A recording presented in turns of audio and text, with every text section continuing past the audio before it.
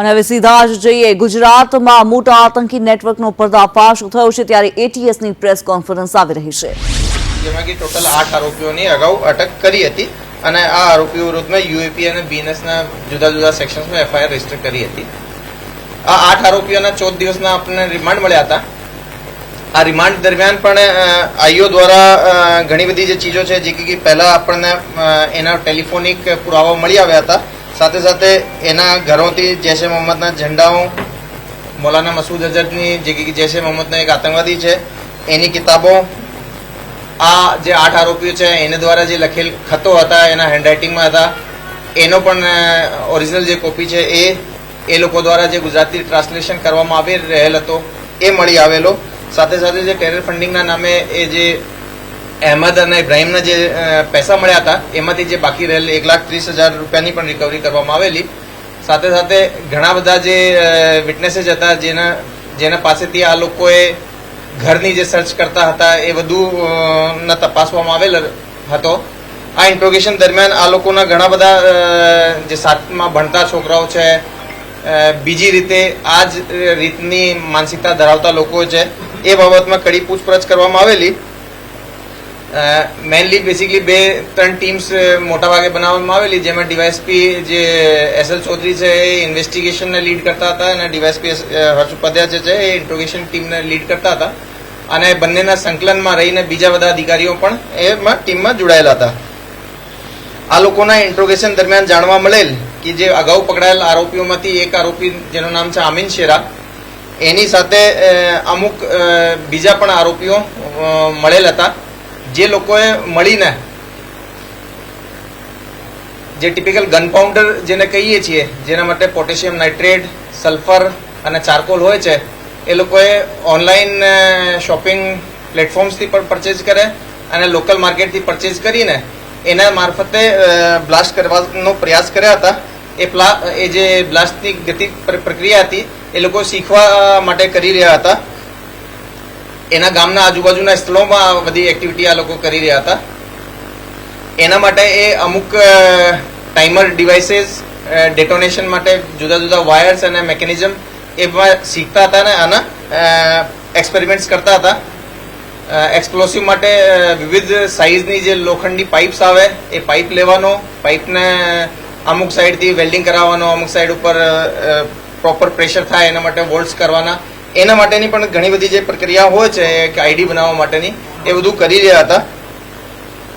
આજે બ્લાસ્ટ કરવાની કામગીરી છે એમાં અમીન શેરાન સાથે સાથે અહેમદ અને જકરિયાને પણ એના બાબતમાં ખ્યાલ હતો અને એમાં બીજા 5 આરોપીઓની પણ આઈડેન્ટિફિકેશન થઈ, જેના નામો બિલાલ આબિદ શેરા, મોહમ્મદ અબ્દુલ કડીવાલ, મોહમ્મદ અયુબ સુણસરા, સઈફ રઈસ મુખી અને મોહમ્મદ હસન હનીફ કારડિયા, એ 5 આરોપીઓની પણ આઈડેન્ટિફાઈ કરવામાં આવેલા। એ જે 5 આરોપીઓ છે મુખ્યત્વે સિદ્ધપુરની આજુબાજુના ગામડાઓથી, વડગામ બનાસકાંઠામાં હતા।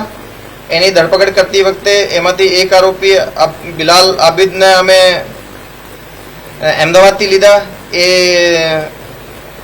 જમિયત ઉલ ઉલુમ મદરસા ગઢાથી ભણેલ છે। અયુબ કડેવાલ દેવબંધ સહારનપુરમાં પણ ભણેલ છે અને સાથે સાથે ખડિયાસન અબુલ હસન મદરસામાં પણ હતો। મોહમ્મદ અયુબ સુણસરાને અમે દારુલ ઉલુમ માટલીવાલા ભરૂચથી લીધા છે। શફી રઈસ મૂકીને હાલમાં દાબેલ નવસારીથી લીધેલા છે અને મોહમ્મદ હસન હનીફ કરડિયા એને પણ દારુલ ઉલુમ માટલીવાલા મદરસા ભરૂચથી લીધેલા છે। એ રીતે ઘણી બધી જગ્યાઓ પર આ જે છે ઓપરેશન ચાલતો હતો, એમાં દરેક જગ્યાની જે લોકલ પોલીસ છે આની પણ મદદ લેવામાં આવેલી। આ લોકોને કાલે મેં કોર્ટમાં પ્રોડ્યુસ કર્યા છે વધારેના 5 આરોપીઓને અને એના રિમાન્ડ લેવામાં આવેલ છે। 8 દિવસના રિમાન્ડ આ લોકોને મળ્યા છે। શરૂઆતમાં જાણવા મળેલ છે કે જે બિલાલ છે, બિલાલ દ્વારા આમીનને શરૂઆતી 3 વર્ષ પહેલા એક પેનડ્રાઈવ આપવામાં આવેલી હતી જેમાં મૌલાના મસૂદ અઝહર અને જૈશ એ મોહમ્મદનો જે બીજો જે લિટરેચર છે એનો એ બહુ મોટો કમ્પાઇલેશન છે। એમાંથી અમુક કિતાબોની આ લોકોએ પ્રિન્ટ આઉટ કાઢીને આપસમાં વેચણી કરતા હતા અને આ જે એક્સપ્લોસિવના આઈડિયા છે એ કિતાબ છે આમાંથી જ કે અકેલા મુજાહિદ જિહાદ કેસે કરે, આ બુક અને એ સિવાયની થોડી ઘણી એનાથી મળતી જુલતી બુક્સમાં આ બધી ડેટોનેશનની પ્રક્રિયાઓ, એક્સપ્લોસિવ શું લેવાનો આ બધી પ્રક્રિયાઓ પર કામ કરતા હતા। કુલ મલાઈને કહી શકાય કે આ ગુજરાત એટીએસની કામગીરી હતી એ કે એ મોડ્યુલ જે કે બહારથી પણ સંપર્કમાં હતો અને જાતેથી અહીંયા પણ લિટરેચરના બેસિસ ઉપર એક્સપ્લોસિવ માટે એક્સપેરિમેન્ટ કરતો હતો, એના સમય ઉપર પકડી લેવામાં આવેલ છે. તો કુલ મળીને એમાં 13 આરોપીઓની હાલ સુધી અટક થઈ ગઈ છે.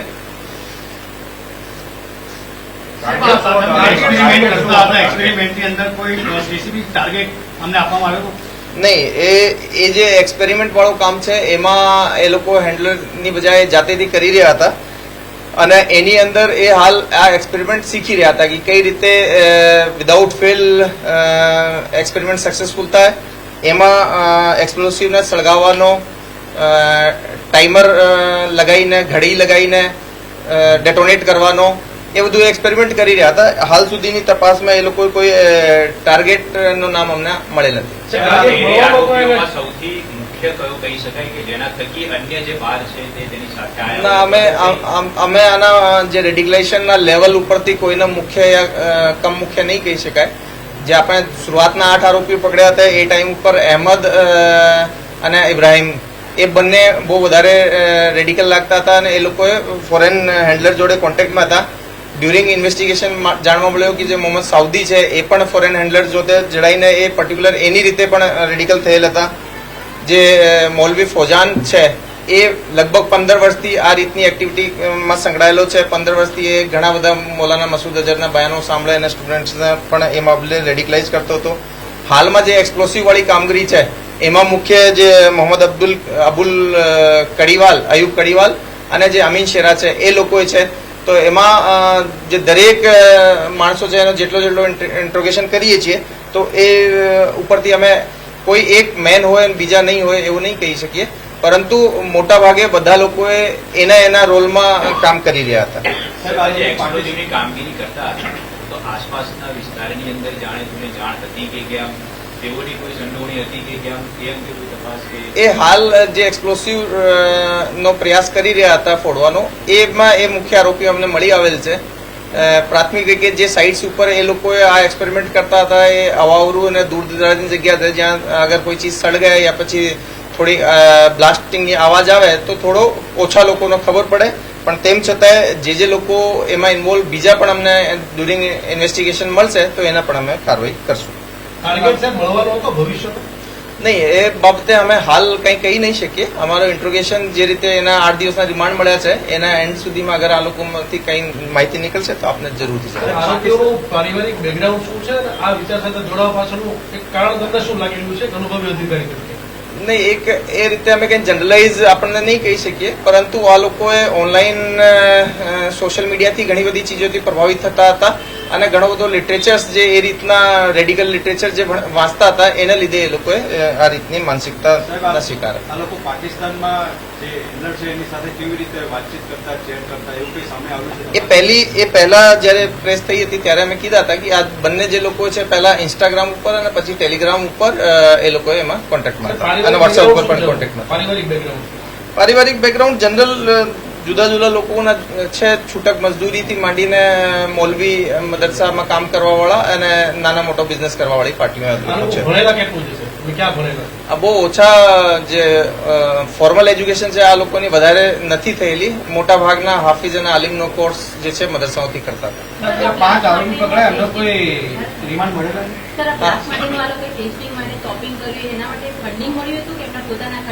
નહીં, એ લોકોએ એને પાસે જે પૈસા હોય એમાંથી સેવિંગ કરીને આ ચીજો પરચેસ કરી. કાશ્મીરથી એક વ્યક્તિ ભૂતકાળના આરોપી મળવા આવ્યું છે, એનું આ લોકોનું કનેક્શન કોઈ ખરું અને એનું નામ સામે આવ્યું છે ચોક્કસ અત્યારે? હા, એ માણસની અમને હાલ સુધી આઈડેન્ટિટી કન્ફર્મ નથી થઈ, પરંતુ આ જે રીતે પહેલા કીધા હતા કે ભાઈ એ લોકોએ લગભગ 3-4 મહિના પહેલા એના વડોદરામાં મળ્યા હતા અને એમાંથી અહેમદ અને ઇબ્રાહિમ છે એ બંને આનાથી પ્રભાવિત થયા. પરીક્ષણ માટે બ્લાસ્ટ કરીને ટાઈમલાઈન જણાવી શકો તમે? કયા દિવસે, કયા મહિને, કયા તારીખે, કયા સમયે? એ ડિટેલથી અમે આપને જાણ કરશું. આ લોકોએ લાસ્ટ 3 વર્ષમાં આ બધા અલગ અલગ ટાઈમ ઉપર આ કર્યા છે. 3 વર્ષમાંથી પણ કહીએ તો શરૂઆતના 1 વર્ષમાં ભણવાનો, લાસ્ટ 2 વર્ષમાં એટલીસ્ટ એ લોકોએ આ કર્યા છે. આ લોકોના ઇન્ટ્રોગેશનથી ચોક્કસ એક્ઝેક્ટ ડેટ્સ વગેરે પણ નથી મળતી, પરંતુ અંદાજિત મહિનાઓની ખબર પડે છે. એ અમે હશે તો આપણે પ્રેસ નોટમાં ખબર જ તો 3 વર્ષમાં આટલું બધું ભેગું કર્યું, બનાવ્યું, કઈ જગ્યાએ બનાવતા હતા, પરિવારનો ખ્યાલ જ ન આવ્યો? હા, એ મોટાભાગે છોકરાઓ બહાર ભણતા હોય છે, જે કે જનરલી 1 દિવસની આની રજા હોય ને એ જ દિવસે ઘરે આવતા હોય, તો આ બાબતે કે ઘરે કેટલું ખબર છે એ વખતે અમે ડ્યુરિંગ ઇન્વેસ્ટિગેશન જાણીશું અને કોઈનું પણ એમાં ઇન્વોલ્વમેન્ટ આવશે તો એમાં અમે કન્ફર્મ એની અટક પણ છુપાવીને કરશું. ક્યાં રાખતા બધી વસ્તુ તો બધી મોટી માત્રા જે છે 8 પ્લાસ્ટિક નાની વસ્તુ તો હશે નહીં. ના એક જે કેમિકલ્સ છે કેમિકલ્સ જનરલી ઘરે જ ઓર મતલબ છત ઉપર કે એ રીતે છુપાઈને રાખી દેતા હતા અને આ લોકોની એમોમાં જે બ્લાસ્ટિંગ મટીરિયલ છે એ નાની નાની ક્વોન્ટિટીઝમાં કરતા હતા. બહુ મોટો બ્લાસ્ટિંગ આઇટમ લઈને કરવાની બજાય 200 300 400 500 ગ્રામની જે ક્વોન્ટિટી છે એનો મિક્સચર બનાવીને એના ઉપરથી એ કામ કરી રહ્યા હતા. જે ચેટિંગ મળ્યું જે સાહિત્ય મળ્યું એમાં કોઈ ટાર્ગેટ આપવામાં આવ્યો હોય અથવા તો કોઈ પ્લાનિંગ હોય એવું કંઈ સાબિત થાય નહીં એવું કંઈ નહીં.